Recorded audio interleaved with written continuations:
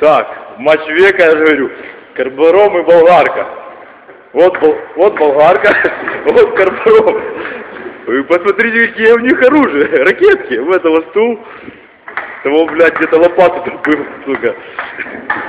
И тут опасный момент, лопата один ход, стул отбивается.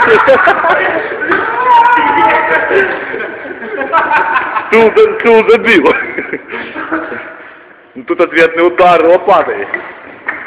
Оп. Стул, короче, проиграл.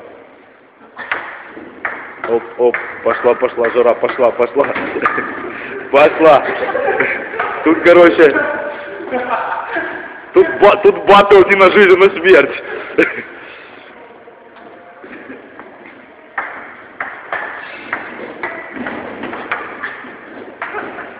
Это Юра.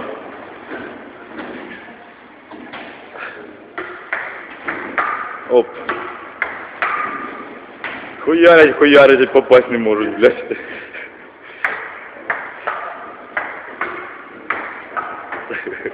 Блядь, вас на YouTube надо скинуть, это вообще пизда будет.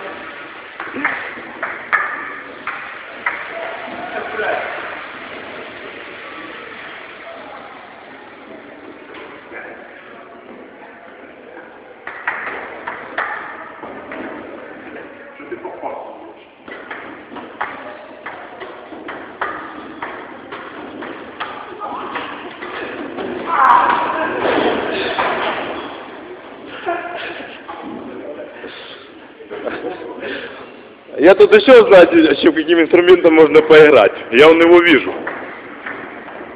Вон он стоит.